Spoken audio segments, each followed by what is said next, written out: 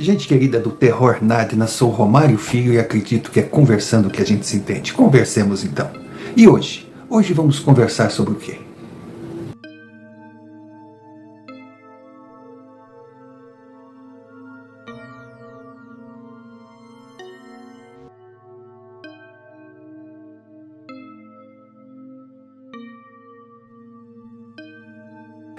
Senhor Romário, saudações. Fico feliz pela oportunidade de estar aqui compartilhando com todos essa experiência que vivi ainda menino.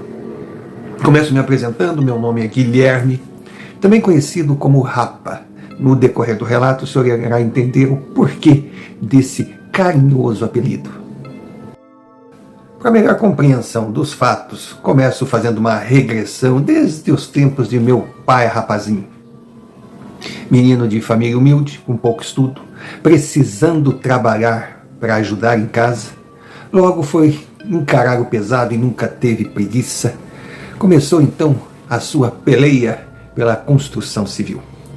Aprendeu de tudo um pouco e dos 15 aos 22 anos se tornou um profissional conhecido e respeitado, trabalhando numa grande construtora. Ele gostava do trabalho da empresa, só não se sentia bem, porque no final de cada obra lá estava ele mudando, não podia ter a sua casa, não podia ter aquele convívio com família, vivendo sempre em alojamentos, com companhia de colegas de trabalho que nem sempre eram agradáveis. Mas ele ia levando, ia tocando sua vida. Tinha planos não muito ambiciosos, aquela coisa de ter a sua moto, de ter o seu aparelho de som, que na época eram gigantescos. Enfim, era um menino simples, de uma década complicada, lá pelo final da década de 1980. Agora, meu pai ele tinha uma característica. Ele era bom profissional, ele não se metia em confusão a pedido da minha avó. Então, ele apenas trabalhava, mandava o dinheirinho para a família, guardava o pouco que lhe sobrava e ia levando. Mas ele não convivia, ele não conseguia aceitar. Falta de respeito, covardia e principalmente aqueles caras que achavam ter o direito de agir da forma que bem entendesse com mulheres. E quis um dia que numa obra que estava recém começando, ele ainda não conhecia aqueles que teria que aturar durante os meses que ficaria ali levantando paredes. Quando passou uma menina bonita, uma menina muito bonita, vamos dizer que fosse uma menina linda. E entre os pedreiros, claro, toda menina bonita que passa por uma construção, ela já vai sabendo ou com a intenção de ouvir gracinhas, faz parte da tradição. Imagina aquele exército de homens trabalhando no pesado, comendo que nem trogloditas, longe do sexo oposto. Eles não perdiam oportunidade. Até meu pai soltava suas piadas, segundo ele. Aí disse que tinha um sujeito. O sujeito era gigantesco. O sujeito era ignorante. Até no trato com os colegas ele não era muito legal, ele era muito folgado, ele se baseava no seu tamanho. E esse sujeito, quando a menina passou, falou uma bobagem qualquer, a princípio engraçada. Mas, não satisfeito, ele largou o que estava fazendo, saiu pela calçada em direção à menina e disse: "Vem cá, minha gracinha." Pegou a menina pelo braço com força, parecia um louco, um retardado. Ela gritou: "Pelo amor de Deus, moço, o que é isso, o que é aquilo?" Todo mundo ficou meio assim, até pessoas que passavam na rua não queriam se envolver, porque o cara era um armário e tinha mais gente ali, eles não sabiam para que lado os presentes iriam partir. Só que meu pai não gostou. Não gostou e falou pro camarada: "Larga a moça, aprenda a respeitar uma mulher, seu covarde." Mas assim. E o meu pai era que nem eu, um tampinha. Nós não somos daqueles que fomos lembrados com carinho pelos arquitetos da natureza, não. Nós somos baixinhos, franzinos, até feinhos.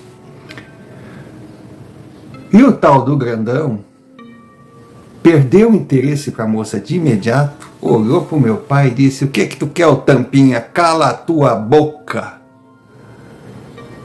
Aí o meu pai, parecendo um galinho garnizé, disse: eu tô com 22 anos e nem meu pai mandou calar a boca, não vai ser tu que vai conseguir. O cara botou, sabe aquela coisa assim? Acho melhor tu ficar quietinho, rapazinho, porque senão nós vamos ter que ficar contando dentes aqui na calçada. Cala a tua boca. Aí o pai disse: por que tu não vem aqui calar? Olha só, tudo por causa de uma desconhecida. Todo mundo olhava assim, mas porra, e agora? Aí teve um até que pensou, ó, disse pro meu pai: tu tá pensando aí que vai ser salvo pelos deixa disso?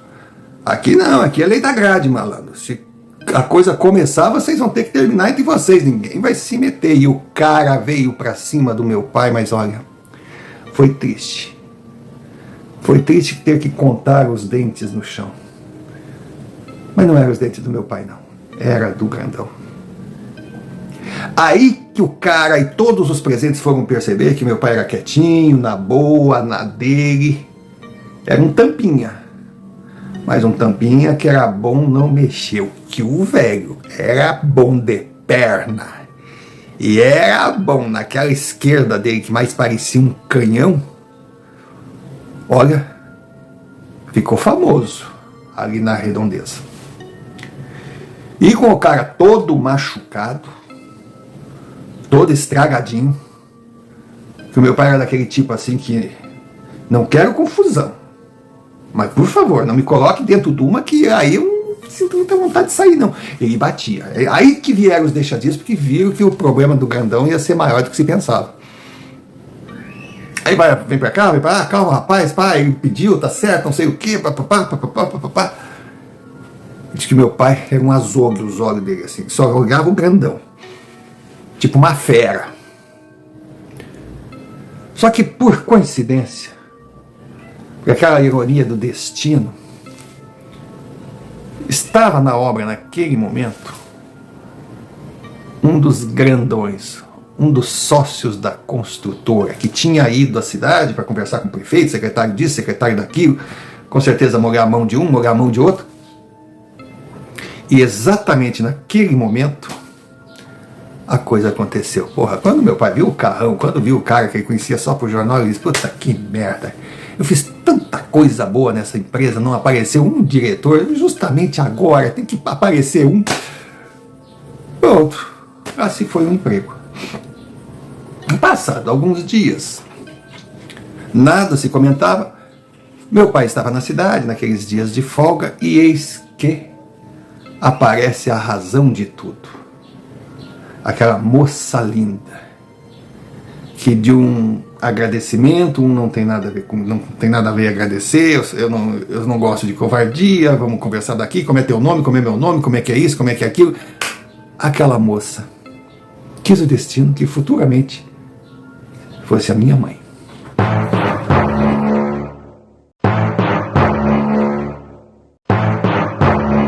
A você que chegou até aqui, nosso muito obrigado. E como de costume, pedimos licença para abrir um pequeno parênteses para fazer um pedido, talvez cansativo e chato para você, repetitivo, mas para nós fundamental. Se você está aqui com a gente, se você se identifica com o canal, gosta do conteúdo, se considera um Nádina, um ser cheio de dúvidas que quer respostas, mas não quer se resumir à vala comum do perguntar e prefere aprender com experiências vividas por gente igual a gente, então nós pedimos, se você faz parte desse grupo e ainda não está inscrito, inscreva-se. Deixe o seu like, comente, mesmo que seja para dizer oi, mas a gente prefere que você coloque a cidade de onde está falando, pois assim saberemos até onde está chegando a nossa mensagem. E também o YouTube entenderá que o nosso canal ele tem um conteúdo que atrai cada vez mais pessoas, assim você registrará a sua presença, nos ajudando a prosseguir em buscar a meta de alcançar o mínimo exigido pelo YouTube para canais recém-criados, que são 1.000 inscritos e 4.000 horas de visualização ano. Então ajude-nos a continuar. Compartilhe, participe, convide amigos e se achar que nós merecemos, envie-nos um Pix, qualquer quantia para você centavos, para nós fundamental, pois ainda não somos monetizados. E o dinheiro é o combustível que move a engrenagem.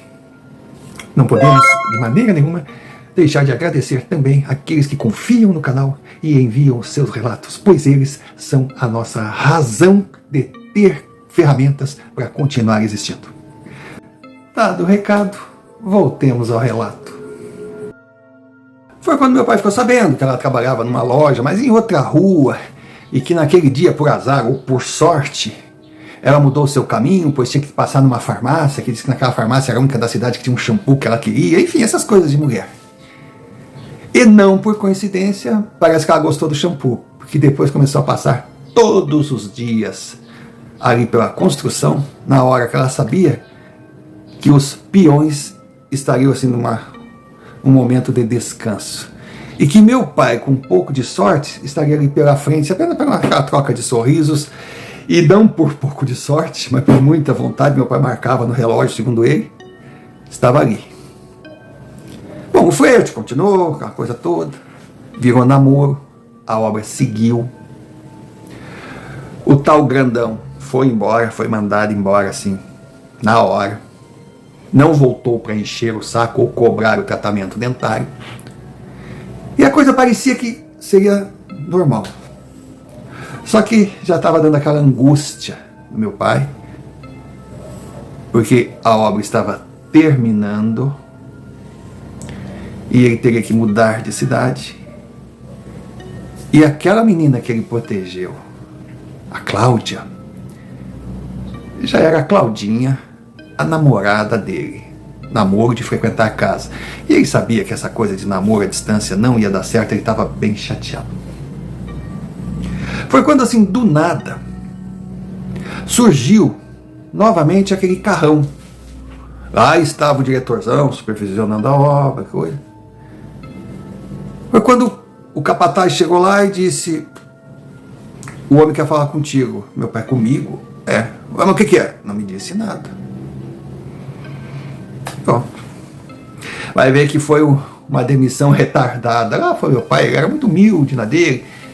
Ele chegou na sala do homem, que foi improvisada, cara. Construção, né? Era um prédio comercial, então uma das lojas foi transformada em administração, aquela coisa toda. Lá embaixo no porão era onde eles dormiam, enfim, coisa de obra. Aí eu pedi para o meu pai sentar, disse: pois é, rapaz, você já está há muito tempo com a gente. Eu falei: sim, senhor. É sua terceira ou quarta obra? Ele disse: a quarta, senhor. É quarto, já vai para 7 anos, sim, senhor. Começou cedo, né? Meu pai trabalhava na empresa lá na minha cidade, eu entrei, meu pai saiu, continuei. Aí quando vocês foram para outro lugar me levar, bom, aquela história que o senhor sabe.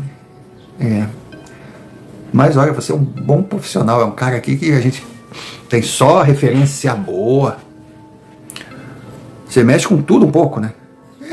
A gente vai aprendendo, né? Tem que aprender, tem que fazer. E você também é bom de porrada, né? Disse o cara dando as risadas assim. Meu pai ficou: aquilo ali foi uma fraqueza, não devia acontecer. Não, devia sim. Eu vi o que aconteceu, ele não podia ter feito isso com a menina. Aí, sabe, quando um empregado humilde está na frente do Todo-Poderoso e vê uma certa empatia, ele não consegue entender o que esse cara quer comigo. Aí o homem foi direto: bom, é o seguinte, meu filho, eu acho que está na hora de você deixar de fazer parte dos projetos da empresa. Aquilo foi uma ducha fria pro meu pai. Mas por quê? Por causa da briga? Por causa... Ele: não, calma. Eu quero te fazer uma proposta. Eu comprei um sítio numa cidade turística conhecida. Ele disse o nome que eu não vou falar aqui. Eu achei que, sabe, seria um bom investimento, que realmente foi, que eu teria momentos de lazer com a minha família, porque você sabe, a gente trabalha muito, tem pouco tempo para desfrutar do dinheiro, só que eu só estou me incomodando. Porque eu não consigo colocar um caseiro, um responsável lá no meu sítio que não me traga dor de cabeça. Então, eu tenho uma proposta para lhe fazer. Você, se aceitar, vai lá para o sítio, Você ficará de responsável pela minha casa, pela minha propriedade. Vamos fazer um teste assim de 6 meses. Se você se agradar, isso também, se eu perceber que o seu trabalho vai ser aquele que eu espero de você, a gente depois conversa. Por enquanto, façamos o seguinte: eu tenho uma casinha lá para você morar e vou pagar para você o mesmo que você ganha trabalhando na obra. Tá bom? Aquilo era música para os ouvidos do meu pai. Um sítio, uma residência fixa, um endereço. Ele topou na hora. Topou na hora e dias depois lá estava ele. O sítio era uma coisa assim gigantesca, lindo. Muito trabalho. Mas um lugar arborizado, um lugar, sabe? E que tinha assim um depósito com ferramentas, com tudo que alguém possa precisar para trabalhar. Olha, se bobeasse, o almoxarifado do sítio era tão grande ou maior que o da construtora.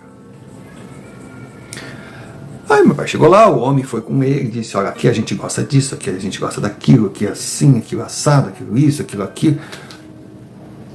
Aí mostrou piscina, mostrou quadra de tênis, mostrou, enfim, tudo, campo de futebol. Mais à frente tinha uma área para, sabe, tinha uma horta ali, podia plantar, podia isso, podia aquilo, enfim. Era muito bonita. A casa, a sede, era espetacular.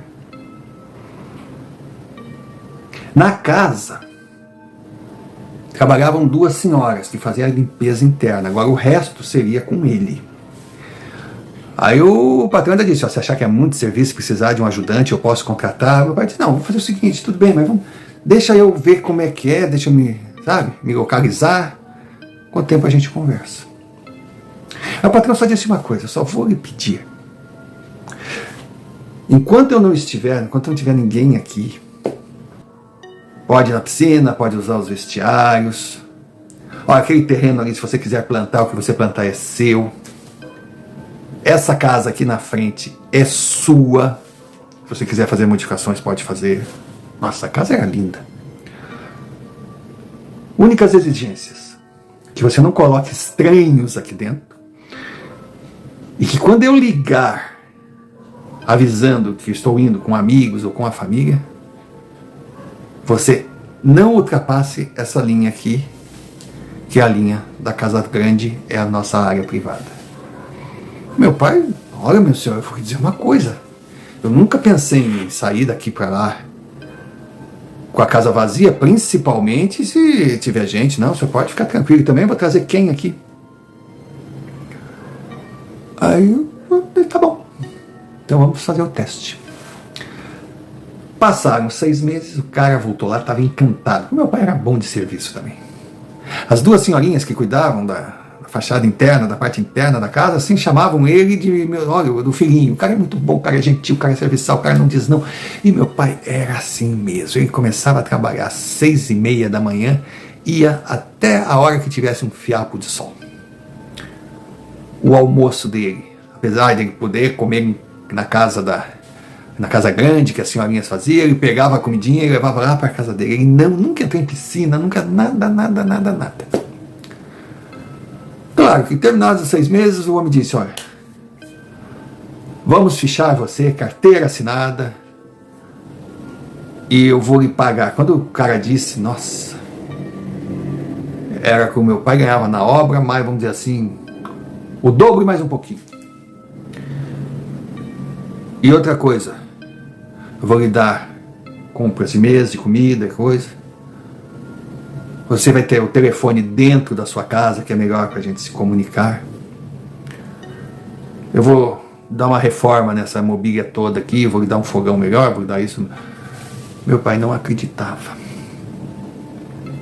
Foi quando ele tomou coragem e disse: antes da gente fechar tudo, posso lhe fazer uma pergunta? Se o senhor disser não, eu vou entender, eu vou embora.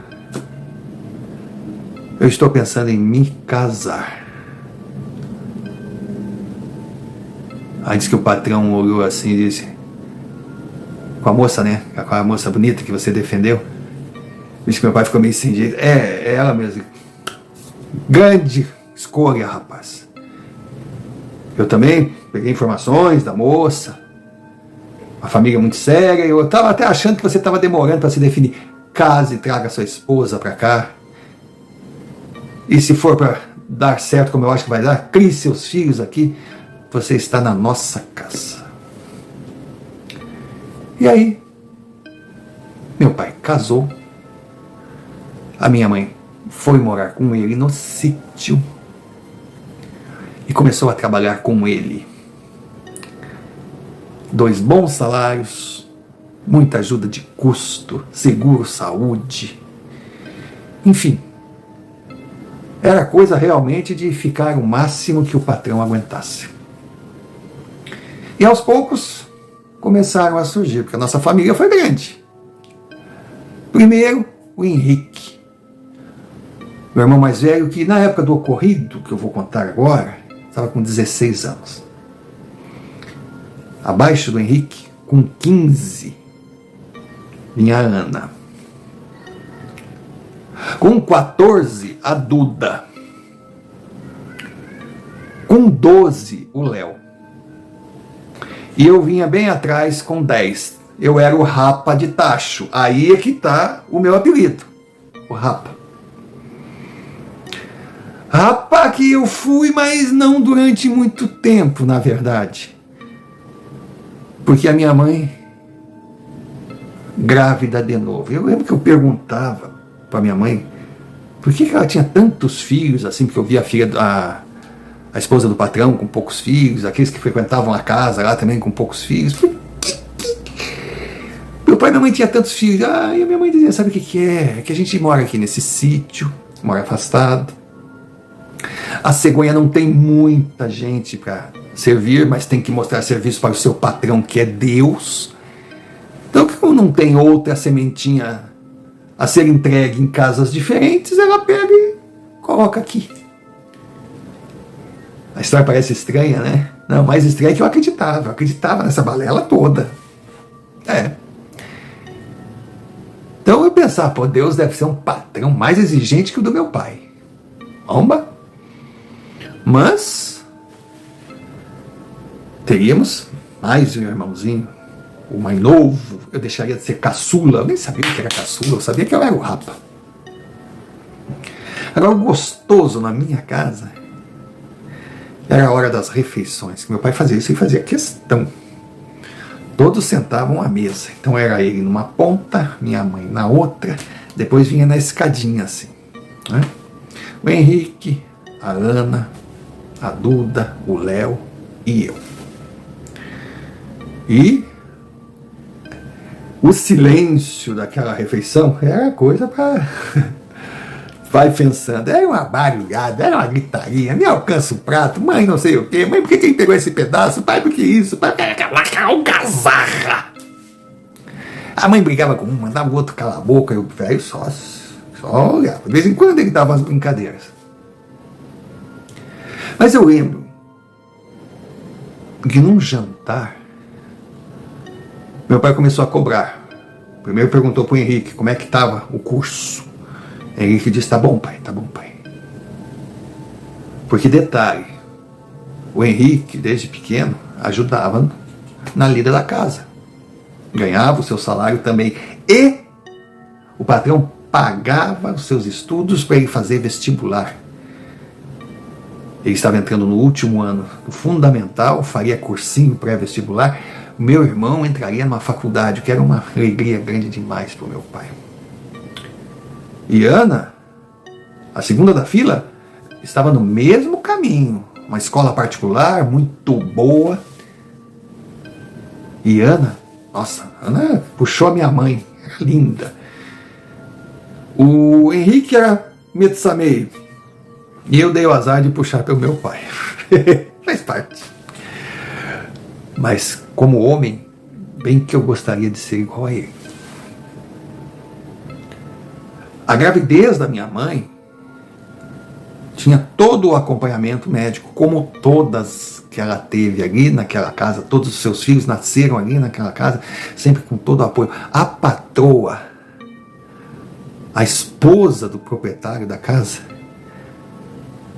era tão boa, tão gentil quanto as outras duas anteriores, que o homem gostava meio de revezar. Parece que toda esposa dele tinha prazo de validade. Isso é que eles contavam, aquelas fofocaiadas lá. Eu não entendia nem o que é prazo de validade, mas deixava correr. Mas ali na conversa, o Henrique, que era o mais velho, ele cuidava de todos nós. E tudo que ele achava que era errado, ele ia para o meu pai. Ele tinha uma raiva disso, que Deus o livre, mas ele era o mais velho. Aí o meu pai olhou para Léo, que era 2 anos mais velho que eu, e perguntou: Léo, alguém me falou que tu foi visto na casa da perdição. O Léo já: eu sei que foi o Henrique, seu pai, cala tua boca. Mas era assim mesmo. Cala tua boca. Não tinha essa coisa de ai pai, não. Eu vou dizer uma coisa para ti. Que seja a última vez que alguém venha me falar que tu teve naquele local. Aí a Duda deu uma risadinha. E você, moça? Ele vai levar uma surra. Você eu quebro no meio. Não quero filho meu ou filha minha naquela casa. Vocês sabem que aquela casa... Bom, vocês sabem. E vamos jantar. Todo mundo foi jantar, mas vocês sabem só se eles sabiam. Eu não sabia de nada. Aí na escola, no outro dia, eu comentei com os meus amigos. Eles tinham a minha idade, mas eram bem menos retardados do que eu. Eram os meninos da cidade, eu morava no sítio. Aí quando eu falei que eu não entendia por que casa da perdição, um olhou pro outro assim. Aí eu falei: ué, cara, é a casa do Vucu Vucu. Aí o que é Vucu Vucu? Cara, eu já era alvo de bullying. Só não tão ferrado, porque eles respeitavam o meu irmão. Eu não tô falando do Henrique, não, tô falando do Léo, que era tão tinhoso quanto. E eu, mas o que é isso? Aí quando entenderam o que era, que eu não sabia nada, eles disseram: cara, ali é o lugar em que os casaizinhos vão para procurar ninho de cavalo. Mas cavalo não faz ninho?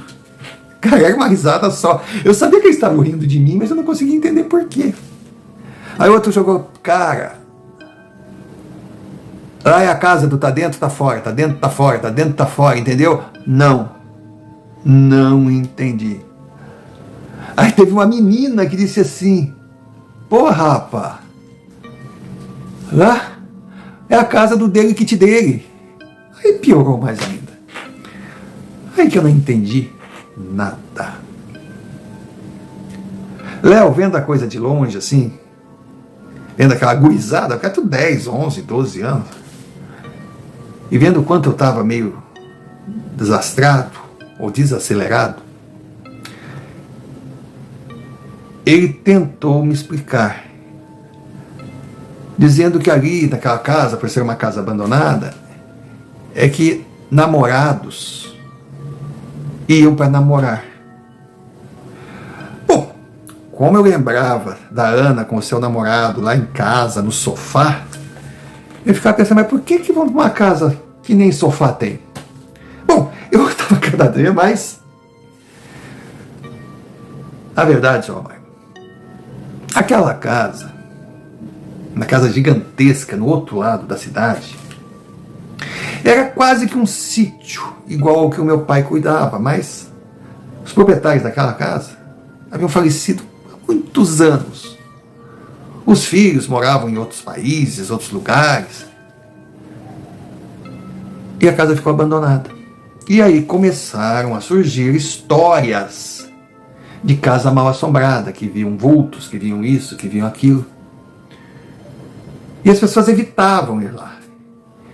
E nessa de evitar, alguns casaizinhos aproveitavam que a casa estava vazia, numa cidade pequena, onde não tinha motel, não tinha nada, e eles iam para lá brincar, né? Só que eu não conseguia, até aí eu podia até entender, mas eu não entendi o que era o brincar, o que era o vucu-vucu, o tá dentro, tá fora, o dele que te dele, era muita informação na minha cabeça. Aí numa determinada tarde, nós saímos da escola a título de jogar futebol e eles me levaram lá para aquela casa. Eu fiquei em pânico, porque o meu pai tinha dito que não queria filho dele lá.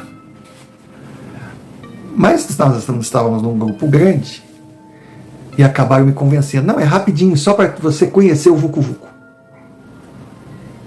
Aí eu ainda, mas hoje é dia de Vucu Vucu, de tá dentro, tá fora, ou de dele que te dele. Hoje você vai conhecer. Fui, entramos na casa. Nossa. É uma casa gigantesca. E apesar de abandonada, sabe, aquela parede, aquela coisa suja, coisa. Mas ela não tinha, assim, problema nas telhas, não. Ela estava estragadinha. O pátio horrível. Mas tinha um caminho, assim, que levava até uma porta do lado. E um canto da casa relativamente limpo. E a meninada que foi comigo me chamou e nós ficamos do outro lado do canto, numa parte mais alta, onde a gente via aquela. E eu tô ali. Tá, olhei, vi a casa grande, casa. Mas e daí, o que tem de mais nessa casa? De repente nós ouvimos aquele barulho.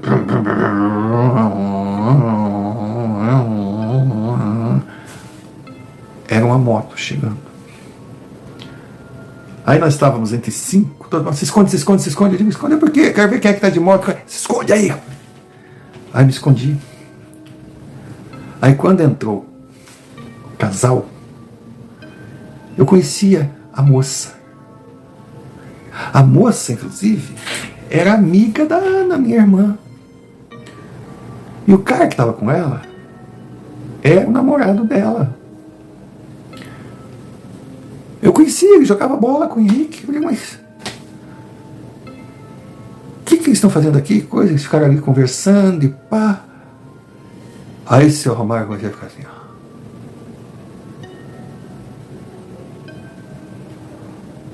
Aí começou, que nem disse o amigo meu que está do meu lado. Agora vai, é a hora do amassa aqui, amassa lá. Eu ouvi assim, eu digo, essa é nova. Eu sabia do Vucu Vucu, do dele que te dei, do tá dentro, tá fora, mas o amassa aqui, amassa lá, o cara fica quieto, pai. Aí vai. Aí eu começo a ver o cara tirando a roupa dela. Meu Deus, ela ficou nua na frente dele, coisa que nem as minhas irmãs faziam na minha frente. Ela estava nua. Ai, mas ela era bonita, como ela era bonita. E o cara ficou nu também. Aí eles começaram a fazer aquilo, meu Deus do céu. O que aquele rapaz fazia com ela. E parece que quanto mais forte ele fazia, mais ela gostava, mais ela queria, mais ela pedia. Eu digo, não, essa aí não é a irmã amiga da minha irmã, não. Será que a minha irmã faz isso com o namorado dela? Não é possível, mas olha aquilo ali. Mas aquilo ali tá ruim, mas deve estar bom, porque ela não para.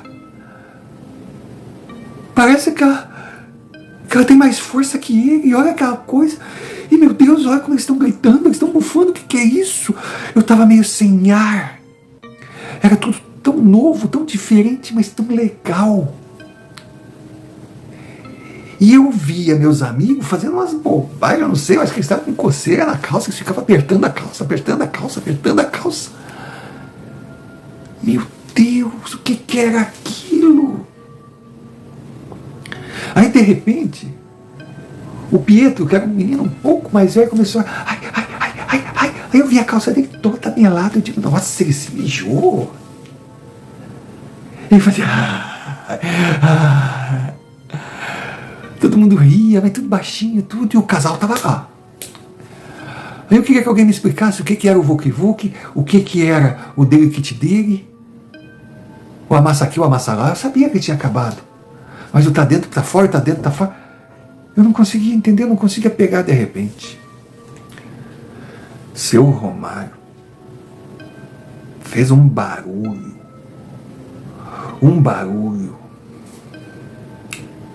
A noite chegou de repente, assim, do nada. Eles estavam com o farol da moto apontando para eles, mas aquela moto caiu no chão e não era pequena. A menina deu um grito, o rapaz deu um grito, e nós ali do outro lado, simplesmente eu fiquei meio congelado assim. Aí meus amigos, vambora. Eles foram saindo e eu fiquei, mas antes de sair, seu Romário, eu olhei na minha frente assim, do lado deles, do lado do casalzinho, tinha uma figura horrorosa, uma coisa tipo uma sombra, uma coisa monstruosa, uma roupa preta, era um homem grande assim, mas que eu não conseguia ver o rosto, a mão era branca, mas não era branca de gente, não, era branca de branca mesmo. A menina começou a gritar, e aquela criatura que estava entrando, quando eu vi, entrou outra, mas ali já era uma mulher. Eles eram aterrorizantes, eles olhavam assim, parecia que paralisavam o casal.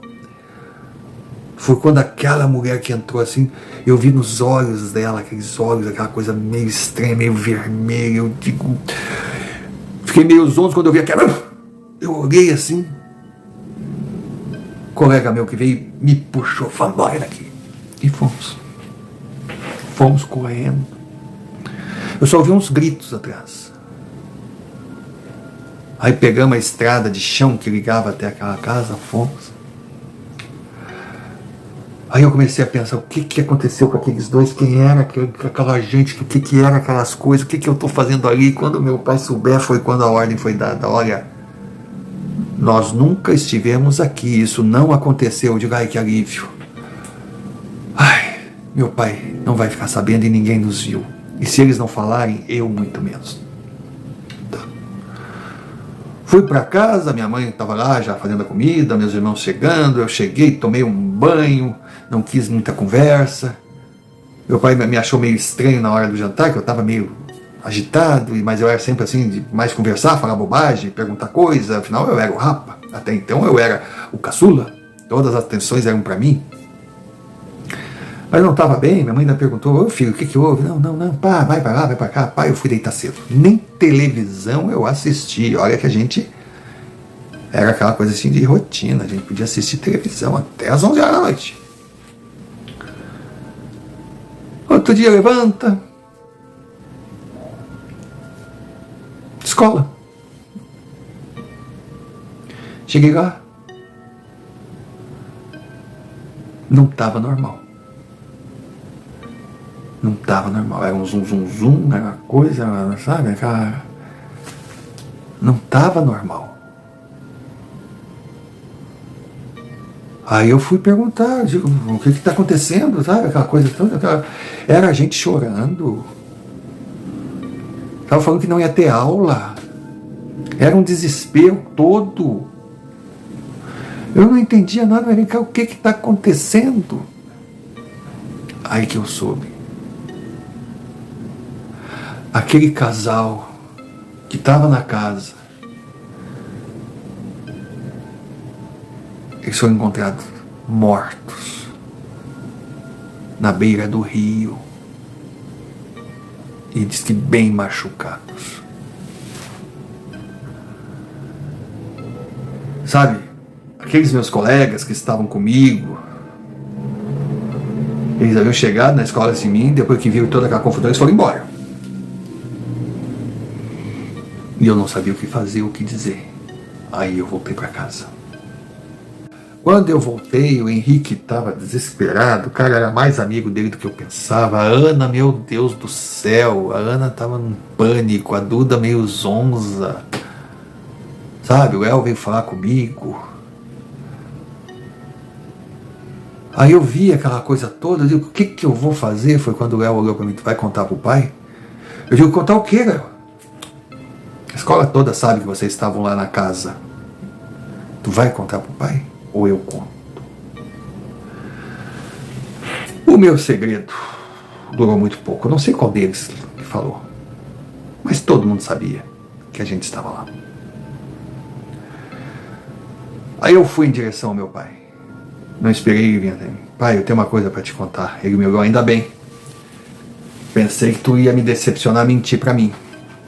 Eu disse, não pai, nós fomos lá. Aí eu descrevi tudo o que aconteceu.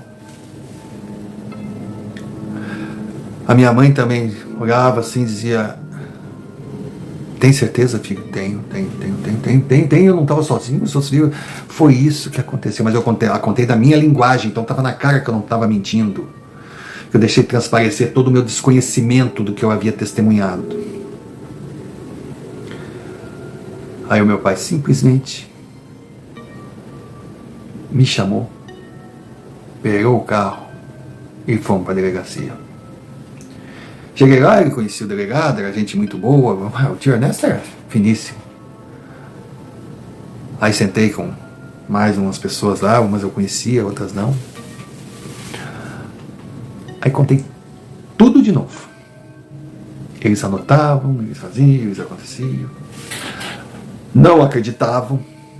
O tio Ernesto, por mais que quisesse acreditar em mim, ele dizia pro meu pai, eu acho que não vou poder usar esse depoimento, isso aí não tem cabimento, essa coisa, sabe? Criança já tem 11 anos, eu disse, faço isso o mês que vem. Mas tinha na delegacia uma senhora, uma escrivã. Ela escutou aquilo com toda atenção, saiu, chamou o delegado. Aí parecia que estava pedindo autorização para alguma coisa, ela estava com uns livros lá. Parece que ele autorizou. Aí ela sentou, disse assim, meu filho, como é teu nome? Eu disse, é Rapa. Ah, tu é o Rapa? Eu digo, sim senhora. Pô, eu sou a mãe do Danilo. Puta, o Danilo estudava comigo, tinha mais ou menos a minha idade. Ele, o Danilo tinha me falado que a senhora escrevia muito, né? Escrevia muito bem. Ela deu risada, aquela coisa. Pois é, filho, mas que bom. O Danilo gosta muito de ti, eu também gosto muito dele. Mas o Danilo não estava lá não, né? Não estava não, estava fulano, já entreguei de bandeja. Ah tá, então eu vou te mostrar aqui umas fotos, nesse livro tem umas fotos. Eu quero que você tente reconhecer se algum desses aqui você viu lá naquela casa. Na verdade eu tinha visto só o casal. A casa, aqueles outros dois seres, era uma coisa meio, sabe? Mas os olhos daquela criatura que parecia uma mulher, eu não esqueceria nunca. Aí fui folhando. É essa. Quando eu disse essa, sabe? Todos os olhos olham para a foto. A mãe do Danilo levantou e disse pro delegado, exatamente como eu pensei. Eu mais uma vez não entendi nada. Aí veio outro senhor, disse, meu filho, você tem certeza? Eu disse, tenho. Aí foi meu pai, ficou preocupado. Afinal, o que está acontecendo? O delegado disse, essa senhora é casada com esse senhor aqui. Aí eu olhei bem a foto, eu não vi o rosto do cidadão lá agora. Mas eu prestei atenção na roupa, aqueles ternos que se usava. E disse, é essa roupa que é, pode ser que tenha sido ele também. Aí a coisa aumentou. Aí o delegado simplesmente disse para o meu pai que esse casal eram os antigos proprietários da casa. Casal esse que havia falecido 40 anos atrás, antes mesmo que meu pai e minha mãe tivessem morado lá. Então imagina nós. E esse casal foi encontrado morto. E eles tiveram uma morte trágica, até hoje não explicada.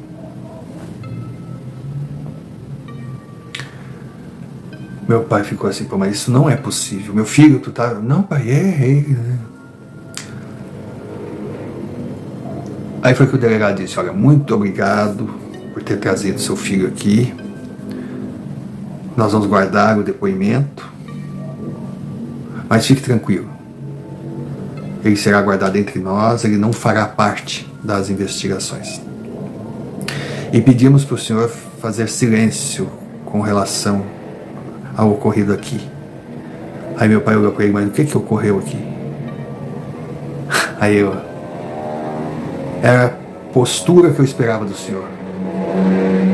Porque o senhor é uma pessoa conhecida na cidade por ser um homem sério que a gente possa confiar. E tu, menino, eu não vi nada. Eu não sei de nada, eu falei.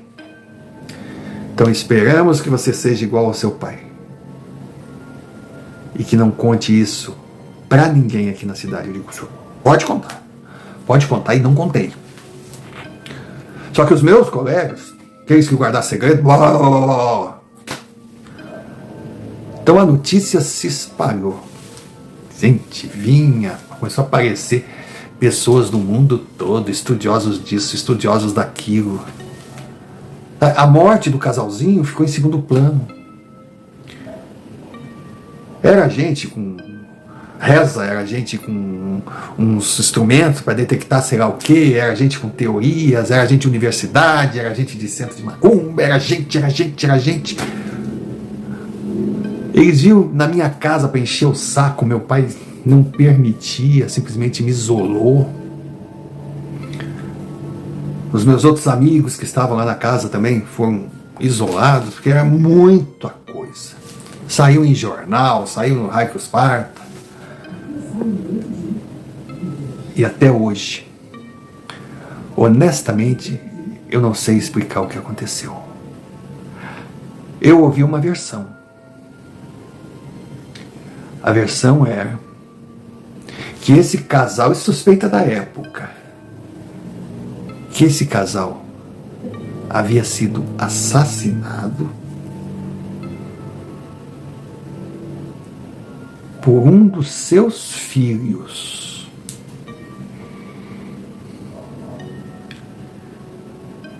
Porque eles pegaram esse filho num flagrante com a esposa do outro filho.